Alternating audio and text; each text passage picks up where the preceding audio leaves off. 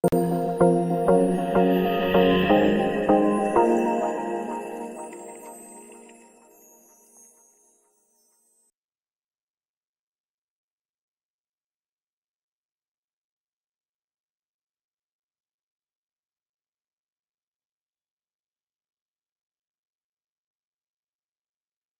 Friend, welcome to Intellexis. आज हम कुछ नया कर रहे हैं वैसे कि ये सेंसेक्स का चार्ट है और अब हम इसकी मार्किंग करेंगे, बट मार्किंग थोड़ा सा लर्निंग वे में करेंगे। ठीक है, जो मैं अपने स्टूडेंट को भी सिखाता हूँ बेसिकली। So let start. देखो, जब भी आपको किसी चार्ट पर मार्किंग करना सीखना है ना, तो सबसे पहले ऐसा कोई चार्ट लो just for the learning purpose. As a beginner learner आपको ये चीज़ का ध्यान रखना होगा कि सबसे पहले जितने सिंपल चार्ट आप मार्किंग करना स्टार्ट करो उतना ज़्यादा अच्छा रहेगा, बजाय इसके कि कोई कॉम्प्लेक्स चार्ट उठा लो आप और उसमें उलझ के रह जाओ। ठीक है, तो उसका तरीका क्या है? सबसे पहले जितना हो सके उतना कॉम्प्लेक्सिटी को एक चार्ट पर रिड्यूस करो और उसमें देखो कि ट्रेंड क्या है, अप टू डाउन है या डाउन टू अप है। ठीक है, अगर वो वन डायरेक्शनल जा रहा है तो उस पे मार्किंग करना आप स्टार्ट कर सकते हो टू रिड्यूस द कॉम्प्लेक्सिटी। अब कॉम्प्लेक्सिटी को रिड्यूस कैसे करते हैं? सिंपली हायर टाइम फ्रेम पे जाकर। अब नंबर ऑफ मोनोवे, जैसे यहाँ पे नंबर ऑफ मोनोवे 30 है, तो ये सफिशिएंट अमाउंट हम कह सकते हैं कि सफिशिएंट मोनोवे है हमारे लिए टू स्टार्ट आवर एनालिसिस। ठीक है, बट मान लो कि हमारे पास यहाँ पे 300 मोनोवेव्स है, तो हम क्या करेंगे? और हायर टाइम फ्रेम पे स्विच हो जाएंगे। जैसे कि ये 2.5 ईयर का चार्ट है, तो हम क्या करेंगे? 5 ईयर का चार्ट लगा लेंगे। और 5 ईयर का चार्ट कैसे लगाएंगे? लगाएंगे हम सिंपली 12 मंथ की कैंडल स्टिक का यूज़ करके, या इसके अलावा हम सेटिंग में जाकर भी एक ऑप्शन है हमारे पास, सेटिंग में जाके भी उसको चेंज कर सकते हैं। खैर, मैं अभी उसके डिटेल्स में नहीं जाऊँगा। अभी आप इतना समझो कि as a beginner, as a wave analysis, कि जब आप लर्निंग फेज में हो तो आपको एक ही चीज़ का ध्यान रखना है, रिड्यूस द कॉम्प्लेक्सिटी। क्योंकि एक चार्ट, आपने जो भी चार्ट लिया उस पर जितना हो सके उतना सिंपल फॉर्म में कोई एक स्ट्रक्चर बनना चाहिए। ठीक है, अब स्ट्रक्चर कौन कौन से होते हैं हमारे पास में? फ्लैट हुआ, जिगजैग हुआ, ट्रायंगल हुआ। ट्रायंगल के डिफरेंट टाइप है बट उसको मैं एक कंसिडर कर रहा हूँ। ट्रायंगल हुआ, डायमेट्रिक हुआ, सिमेट्रिकल हुआ। ठीक है, टर्मिनल हुआ, या कोई और पैटर्न जैसे स्टैंडर्ड इम्पल्सिव पैटर्न हुआ। तो एक कोई सा एक पैटर्न आपको साफ क्लियर नज़र आना चाहिए। ठीक है, हमें इस लेवल तक की क्या करनी है? कॉम्प्लेक्सिटी को रिड्यूस करना है, ताकि हमें सिर्फ चार्ट पर एक सिंगल पैटर्न नज़र आए। ठीक है, फिर उसके बाद में क्या करना होता है? उसके बाद में ये देख करो कि उसका ट्रेंड कहाँ से जा रहा है, अप टू डाउन जा रहा है, डाउन टू अप जा रहा है। ठीक है, यानी कि अप ट्रेंड में है या डाउन ट्रेंड में है। फिर उसके बाद में उसका जो भी लोएस्ट पॉइंट है, उस लोएस्ट पॉइंट को पिक करो। ठीक है, उस लोएस्ट पॉइंट को पिक करके आपको क्या करना है? सिंपली वहाँ से आपको स्टार्ट करनी है अपनी मार्किंग। जैसे एग्जांपल, जैसे ये मैंने सेंसेक्स का चार्ट लिया, तो अब इस सेंसेक्स के चार्ट की अगर मैं बात करूँ, तो ये मेरा लोएस्ट पॉइंट है और यहाँ से कुछ नया जो है स्टार्ट हो रहा है। ठीक है, अब something is started from here. तो अब ये जो मोनोवेव है, यानी कि ये जो लाइन है, इस लाइन को either I can say wave one और वेव ए, या तो मैं इसको वेव ए बोलूँगा या वेव वन बोलूँगा। अब दो चीज़ें मैं एक साथ अज्यूम करके चल रहा हूँ, तो मैं क्वेश्चन मार्क लगा रहा हूँ। ठीक है, जैसे जैसे हम आगे बढ़ेंगे वैसे वैसे हमारा जो मल्टीपल केसेस हम यहाँ मान के चल रहे हैं, एज्यूम करके चल रहे हैं, वो हमारा क्या हो जाएगा? यहाँ से हट जाएगा। तो ये हमारा ए और वन। अब ये करेक्टिव फॉर्म में धीरे धीरे ऊपर जा रहा है, तो दिस इज आइदर बी और वेव टू। तो या तो ये बी होगा या वेव टू होगा। Again I am using the question mark. उसके बाद में ये क्या होगा? ऑब्वियसली वेव सी, क्योंकि मार्केट हमेशा क्या करता है? एक्शन रिएक्शन के फॉर्म में चलता है। तो either it will be wave C और वेव थ्री। नाउ अब ये एक फॉल है, इस फॉल के बाद में ये जो राइज है थोड़ा सा फास्ट है। So something again new has started over here. तो जब कोई न्यू स्टार्ट हुआ है यहाँ से, तो इसका मतलब कुछ यहाँ पे एंड हुआ होगा। तो एंड क्या क्या हो सकता है यहाँ पर? ऑब्वियसली अगर मैं ए बी सी मान के चल रहा हूँ, यानी कि जिग जिग पैटर्न मान के चल रहा हूँ, तो इसका मतलब क्या होगा? इसका मतलब यहाँ पर एक्स होगी, या यहाँ पर व्यू 4 होगी, ठीक है। अब हम हमारे पास सफिशिएंट इन्फॉर्मेशन है टू रिड्यूस अवर केसेस, ठीक है। तो अब हम मान के चल रहे हैं कि पहले हम मान के चल रहे हैं कि ये ए बी और सी है। अगर ये ए बी और सी है तो इसके जो जिगजैग है उसके सारे रूल फॉलो करेगा, और उसके बाद में जो पैटर्न बन रहा है यानी कि एक्स बन रहा है उसके भी रूल को फॉलो करेगा। तो यहाँ पर जो एक्स बन रही है इट्स डाउटेबल। क्यों डाउटेबल है? उसका सिंपल सा रीज़न है कि एक्स अगर छोटी बनती हैं तो उसका जो टाइम होता है प्रीवियस करेक्शन का एटलीस्ट 33% तो होना चाहिए। 30%, 33%, तो ये जो है 30% से भी लेस है इसका टाइम। तो definitely this will never end ever be a x wave. तो ये एक्स वेव हो नहीं सकता। अगर ये एक्स वेव नहीं होगा तो इसका मतलब इसके पहले कोई करेक्टिव नहीं होगा। करेक्टिव नहीं होगा तो इसका मतलब क्या हुआ? यहाँ पर जो हम एज्यूम करके चल रहे थे ए बी सी, वो यहाँ पर नहीं हो सकता। क्यों? क्योंकि यहाँ पर एक्स वेव नहीं है। एक्स वेव नहीं है तो इसका मतलब ये जो हम एज्यूम कर रहे हैं करेक्टिव पैटर्न वो यहाँ पे नहीं आएगा। तो हमारे लिए एक ही केस बच जाता है, वो क्या है? वन, यानी कि स्टैंडर्ड इम्पल्सिव पैटर्न। अब हम यहाँ पर जितने भी रूल लगाएंगे वो कौन से लगाएंगे? स्टैंडर्ड इम्पल्सिव पैटर्न के। तो जो रूल होते हैं स्टैंडर्ड इम्पल्सिव पैटर्न के, आई एम अज्यूमिंग कि आपको सारे रूल पता है, बेसिक फंडास पता है। तो यहाँ पे जब हम स्टैंडर्ड इम्पल्सिव पैटर्न के रूल लगाते हैं तो हमारे लिए यहाँ पे टू फोर ट्रेड लाइन बनेगी। तो आप देख सकते हो टू फोर ट्रेड लाइन जो है यहाँ पर कट नहीं हो रही है। तो इसका मतलब अभी भी यहाँ पर जो भी हम एज्यूम कर रहे हैं as a standard impulsive pattern, उसकी प्रोबेबिलिटी बहुत ज़्यादा है, ठीक है। ना ही one one three line parallel line है compare to two four trade line, दोनों ही लाइनें पैरेलल नहीं है, ठीक है। हम ये भी देख सकते हैं। इसके अलावा वेव थ्री का जो साइज़ है यानी कि प्राइस वाइज जो है वो वन से बड़ा है, जो कि क्लियरली विजिबल है। अब एक मिनट में ना ये यहाँ से कैंडल्स हटा देता हूँ ताकि जो वेव चार्ट है क्लियरली विजिबल हो सके, ठीक है। सुनाओ। अब यहाँ पर कुछ नया स्टार्ट हुआ है ये वाला, तो ऑब्वियसली ये या तो ये 5 होगा। अगर ये 5 है तो उसके बाद में ये मूव आना चाहिए था करेक्शन का, क्योंकि after 5 monowave we have a correction, ठीक है। यानी कि कोई 5 आया तो 5 के बाद में जो करेक्शन आएगा एटलीस्ट उसमें उतना टाइम तो लगना चाहिए ना जितना टाइम इस करेक्शन में लगा है। तो जितना टाइम अगर ये 5 में लगा है तो इसके बाद में ये जो करेक्शन है उसमें उतना टाइम तो लगना चाहिए जितना इतने 5 में लगा है। तो यहाँ पर वैसा तो कुछ दिख नहीं रहा है, ठीक है। अब वैसा नहीं है इसका मतलब क्या हुआ? यहाँ पर ये क्या हो सकता है? Wave one. अगर ये वेव वन है तो फिर ये क्या बनेगा हमारा? Wave two. इसको मैं यहीं से ले लेता हूँ। This will become my wave one. इसका फाउंड छोटा कर लेते हैं हम, और ये क्या हो जाएगा? वेव टू, ठीक है। नाउ अब इसके बाद में ये क्या होगा हमारा? Wave three. फिर ये क्या बनेगा हमारा? Wave four. ये हुआ मेरा वेव थ्री, और ये बनेगा मेरा वेव फोर, ठीक है। और इसके बाद में बनेगा वेव फाइव, ठीक है। और ये हमारा फाइनल भी 5 रहेगा आफ्टर दिस 5, ठीक है। अगर हमने जो अभी तक मार्किंग की ये सही है तो सारे रूल को ये क्या करेगा? फॉलो करेगा। नाउ अगेन इसके बाद में जो करेक्शन है इस करेक्शन पे आप ध्यान देना, ठीक है। यानी कि अब मैं यहाँ पे ये टू फोर ट्रेंड लाइन फिर से एक बना देता हूँ, क्योंकि ये 5 के पार्ट में गया। तो आप देख सकते हो कि यहाँ पर इसने इसको ब्रेक तो किया मगर इसने यहाँ पे स्टेज 2 कन्फर्मेशन नहीं दिया है। तो ये दिखा रहा है कि यहाँ पर अभी ये जो करेक्शन है 5 वाला फिनिश तो नहीं हुआ। अब इसके बाद में जो करेक्शन है तो अगेन वही रूल है, जितना टाइम इम्पल्सिव में लगा उसके बाद में जो वेव टू होगी, क्योंकि इस टोटल 5 को हम क्या बोल देंगे बाद में?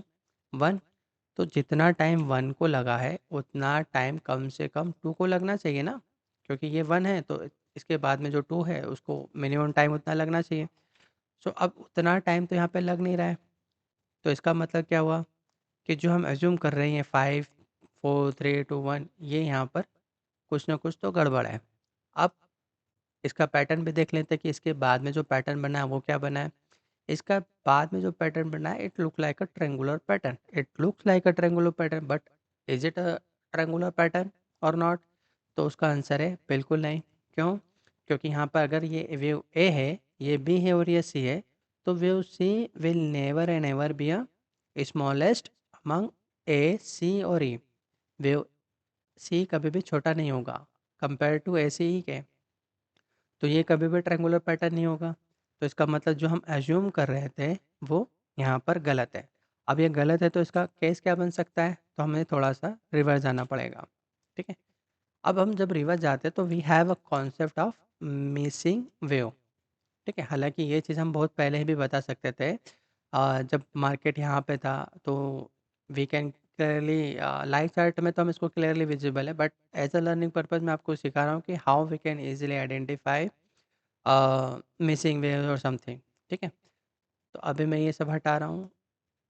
अब हम ये जो करेक्शन स्टार्ट हुआ, इसको नोट करते हैं कि एक्चुअल में ये करेक्शन क्या है। अगर हमारा वेव 5 यहाँ फिनिश होता और यहाँ कोई वेव मिसिंग है, तब भी जितना टाइम हमें इस 5 वेव मूव को लगा है, उतना ही टाइम किस में लगना चाहिए? वेव 2 में, क्योंकि after this 5 wave move we will assume कि क्या बन जाएगा हमारा? वेव 1। अगर ये वेव 1 बनता है तो इसका मतलब जितना टाइम 1 में लगा है, उसका मिनिमम टाइम, यानी कि उसका equal time minimum, as a minimum wave 2 को लगना चाहिए या उससे ज़्यादा लगना चाहिए। यहाँ देख सकते हो क्लियरली कि उससे थोड़ा-सा ज़्यादा लगा है।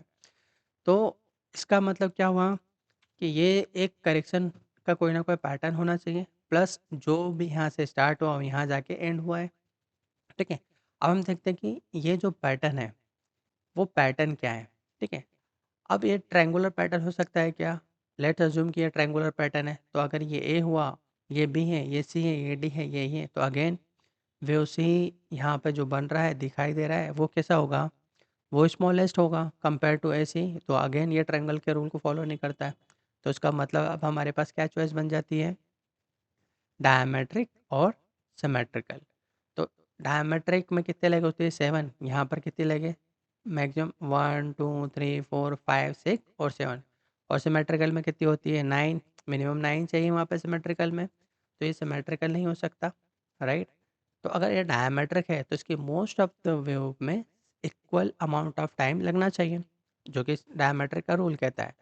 ठीक है? तो अब हम देखते हैं कि ये ए वेव हुआ हमारा।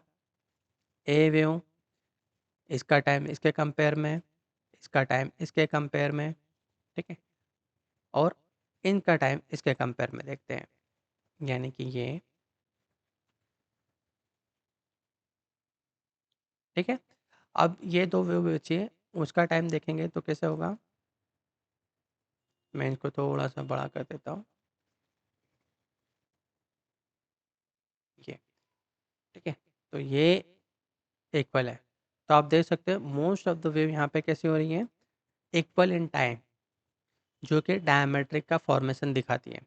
तो ये वेव 2 क्या बन जाएगा हमारा? डायमेट्रिक। अब यहाँ पर जितने भी रूल्स हैं स्टैंडर्ड इम्पल्सिव पैटर्न के, वो जो हम अप्लाई करते हैं, एक्सेप्ट कि यहाँ पे जो वेव 4 है वो मिसिंग है। हालाँकि उसको हम अभी लोअर टाइम फ्रेम पे जाके देख लेंगे कि जो वेव 4 है वो मिसिंग है, तो क्या वो लोअर टाइम फ्रेम पे एग्ज़िस्ट भी करती है या नहीं? ठीक है? क्योंकि अगर यहाँ पे वेव 4 मिसिंग है तो it must be on a lower time, right? तो मैं लोअर टाइम फ्रेम में स्विच होता हूँ इसके साथ में, तो यहाँ पर मुझे ये वेव 4 जो है वो मिसिंग मिलती है। तो ये मेरा वेव 1, ये वेव 2, ये वेव 3, ये 4 और ये 5 के फॉर्म में आ गया, राइट? तो ये मेरा 5 का स्ट्रक्चर इंटरनली कंप्लीट हो रहा है, बट हायर टाइम फ्रेम पे यानी कि 2.5 ईयर के वेव चार्ट पर वो वेव 4 जो है मेरा मिसिंग है। तो ये जो 1 2 3 लिख रखा है इसको मैं हटा देता हूँ। वो लोअर टाइम फ्रेम पर ठीक है, बट यहाँ पर वो नहीं रहेगा, ठीक है? तो इस तरह से हमारा ये 5 का स्ट्रक्चर कंप्लीट हुआ। ये हुआ हमारा वेव 2, ठीक है? अब वेव 2 के बाद में क्या आएगा हमारा? Obviously wave 3। अब इसके बाद का जो स्ट्रक्चर है, it look like a corrective. अब ये कैसा करेक्टिव है, इस पे बहुत डिटेल में मैं नहीं जाऊँगा अभी। अभी जो बाकी का स्टैंडर्ड पैटर्न का रूल है, वो रूल हम देखेंगे, ताकि हमें ये ईज़िली पता चल जाए कि क्या है किसी रूल को ब्रेक कर रहा है, तो हमें ज़्यादा एनालिसिस करने की ज़रूरत ना पड़े, ठीक है? और उसके बाद में क्या आएगा हमारा वेव 5। नाउ यहाँ से लेकर ये समथिंग एक साफ फॉल आया, तो ये कुछ स्टार्ट होगा, फिर इसके बाद में समथिंग राइज है तो ये अगेन स्टार्ट होगा। अगर ये यहाँ से कुछ स्टार्ट हुआ तो यहाँ कुछ एंड होगा। अगर ये हमारा वेव 3 है तो ये वेव 4 होगा। तो अगेन यहाँ पर जो स्टैंडर्ड इम्पल्सिव पैटर्न के रूल होते हैं 3-4 के लिए वो अप्लाई करेंगे, अल्ट्रेशन रूल अप्लाई करेंगे, ठीक है। और इसके अलावा जो स्टैंडर्ड इम्पल्सिव पैटर्न के अदर रूल्स होते हैं वो सारे जब अप्लाई करेंगे हम, तो हमें पता चलता है कि हाँ, यहाँ पे जितने भी स्टैंडर्ड इम्पल्सिव पैटर्न के रूल है वो सारे वैलिड है, स्ट्रक्चर वाइज कोई चेंज नहीं है। अब जब हम 2-4 ट्रेड लाइन बनाते हैं, ठीक है, पहले पहले अगर मैं बनाता हूँ 0-2 ट्रेड लाइन, तो कोई भी पार्ट 0 बे ट्रेड लाइन का, यानी कि मेरे 0 बे ट्रेड लाइन है, सॉरी 0-2 ट्रेड लाइन है, तो कोई भी पार्ट वेव 3 का या 1 का इस 0-2 ट्रेड लाइन को ब्रेक नहीं करना चाहिए, ठीक है। तो आप देख सकते हो कोई भी पार्ट, मैं इसका कलर चेंज कर लेता हूँ, so that will be very easy to understand, ठीक है। तो आप देख सकते हो ये इस येलो लाइन को मैं डॉटेड करके छोटा कर लेते हैं अब इसकी ज़रूरत नहीं है ना। ठीक है। तो अब ये जो 2-4 0-2 ट्रेड लाइन बनी है तो इसके जो रूल होते हैं वो सारे यहाँ पे अप्लाई हो रहे हैं, ठीक है। उसको मैं छोटा करता हूँ क्योंकि अब इसको इतना बड़ा रहने की ज़रूरत नहीं है, और इसको मैं, क्योंकि अब इस लाइन की वैसे तो हमें ज़रूरत है भी नहीं, और इसको 1 में कर लेते हैं, उसको डॉटेड में ले लेते हैं। गायब भी हो जाएगा वो तो। हुँ, ओके। सो नाउ अब हम 2-4 ट्री लाइन बनाएँगे, तो 2-4 ट्री लाइन कैसे बनेगा हमारा? यहाँ से लेके यहाँ तक। तो आप देख सकते हो 2-4 ट्री लाइन के जो बेसिक रूल होता है वो भी अभी भी यहाँ पे फॉलो हो रहा है। वहाँ पर अभी भी कोई रूल ब्रेक नहीं हो रहा है, राइट?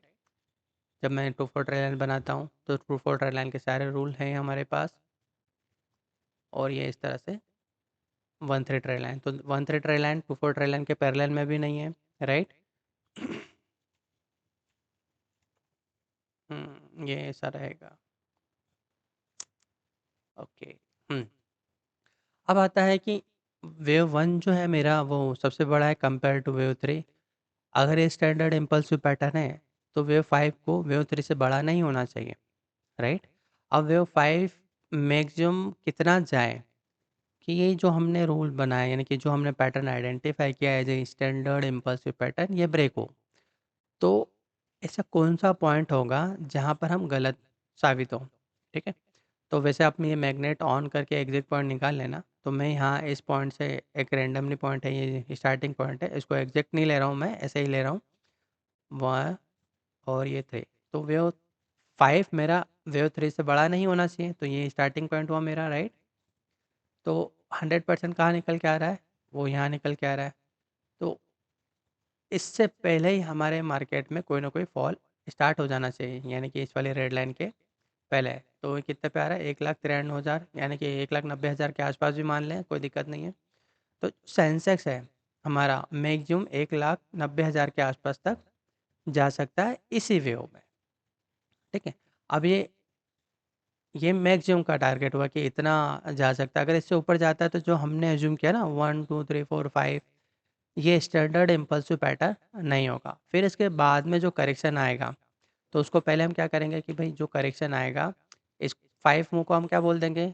एज ए 1, ठीक है, क्योंकि 5 मूव हमारे लिए क्या बन जाएगा? As a wave 1। अभी वेव 1 बनेगा तो इसके बाद में 5 के बाद में जो करेक्शन स्टार्ट होगा उसमें क्या होगा? कम से कम उतना टाइम तो लगेगा जितना टाइम इस पूरे 5 के स्ट्रक्चर को बनने में लगा है। लेट्स एग्जांपल कि यहाँ पे कहीं जाके ये ख़त्म होता है, ठीक है? यहाँ मान लेते हैं, रैंडमली ले रहा हूँ मैं ना कि एंड पॉइंट यहाँ समथिंग कुछ है, ठीक है? तो कम से कम इतना टाइम, यानी कि 2075 अगर ये यहाँ एंड हो रहा है तो जस्ट एग्जांपल ना, तो 2075 तक तो ये करेक्टिव में रहेगा। करेक्टिव का मतलब ये नहीं होगा कि डाउन ट्रेंड स्टार्ट होगा। अब जैसे यहाँ पे रनिंग करेक्शन में था, यहाँ पे रनिंग करेक्शन में था, यहाँ पर भी रनिंग करेक्शन में था, तो रनिंग करेक्शन भी रह सकता है, ठीक है? क्योंकि वेव 2 रहेगा, पूरा टोटल का वेव 2 रहेगा, मगर रहेंगे करेक्टिव, ठीक है? तो ये चीज़ का ध्यान रखना है। इम्पल्सिव रहता है अगर मार्केट, तो आपने देखा होगा कि आप जिस भी लेवल पे बाय करते हो वो वहाँ से कुछ टाइम, केस की बात कर रहा हूँ, कुछ टाइम के बाद में वहाँ से उसमें अच्छा खासा रिटर्न मिल जाता है। सॉरी। तो करेक्टिव फेज़ में ऐसा नहीं होता है। करेक्टिव फेज़ क्या होता है? थोड़ा-सा पकाऊ टाइप का होता है। एक टाइम कंज्यूमिंग होता है, जैसे ये है, ये है। तो इस तरह का फ़ेज़ आएगा हमारे पास में। ख़ैर, अभी मैं उस पे बात नहीं करूँगा ज़्यादा क्योंकि it's going to take a lots of time. अभी अगर मैं स्ट्रक्चर वाइज़ बात करूँ तो यहाँ तक तो हमारा सेम है। ये था हमारा 2.5 ईयर के व्यू चार्ट पर। अब इसके बाद में क्या? ये तो हमारा स्टेप फर्स्ट था कि हमने क्या किया कि सबसे पहले कॉम्प्लेक्सिटी को रिड्यूस किया, फिर पैटर्न आइडेंटिफ़ाई किया। इसके बाद क्या? सॉरी मेरा गला ख़राब हो रहा है थोड़ा-सा। अम, इसके बाद की स्टेप क्या? अब इसके बाद की स्टेप क्या होती है? अब यहाँ से चीज़ें ध्यान रखना, यहाँ पे बहुत सारे लोग गलतियाँ करते हैं। जब आप किसी पैटर्न को आइडेंटिफ़ाई कर चुके होते हो हायर टाइम फ्रेम पे, तो बहुत सारे क्या करते हैं एनालिस्ट, वो हर लोअर टाइम फ्रेम पे हर स्ट्रक्चर को मार्किंग करना स्टार्ट करते हैं। ये सबसे बड़ी गलती करते हो आप लोग। हमें ये कभी नहीं करना। जो स्ट्रक्चर अगर ये वेव 3 बन चुका है, उसका कन्फर्मेशन हो चुका है, वेव 4 बन चुका है, उसका कन्फर्मेशन हो चुका है, तो कभी भी इनकी लोअर टाइम फ्रेम पे जाके मार्किंग नहीं करनी होती है। ठीक है? क्योंकि अब इनकी मार्किंग से हमें कोई लेना-देना नहीं है। तो ये चीज़, ये गलती मत करना आप लोग। जब कोई स्ट्रक्चर कंप्लीट हो चुका है, तो उसके बाद वाला जो बन रहा है, उस पर ज़्यादा फोकस करना है, बजाए कि जो पुराना पैटर्न बन चुका है। अब मान लो ये स्ट्रक्चर बना है यहाँ पर, अब इसका कन्फर्मेशन भी मैं लगा दूँ, सब लगा दूँ, मगर उसका यहाँ से कोई लेना-देना है नहीं। तो अगर मैं लोअर टाइम फ्रेम में जाके इसके स्ट्रक्चर को मार्किंग करता भी हूँ, तो यहाँ पे कोई उसका इम्पैक्ट आने से तो रहा नहीं है। तो ये गलती मत करना। अब आपको यहाँ से सिर्फ़ और सिर्फ़ लोअर टाइम फ्रेम पे जो लास्ट लेग बन रहा होता है, अभी हमारे लिए लास्ट लेग कौन-सा है? ये वेव 5। तो लोअर टाइम फ्रेम पे हम क्या करेंगे, इस वेव 5 को ही चेक करेंगे। इसके अलावा हम ये वेव 4, 3, 2, 1 इन सबको स्किप करेंगे क्योंकि ये अब हमारे काम के नहीं है। ठीक है?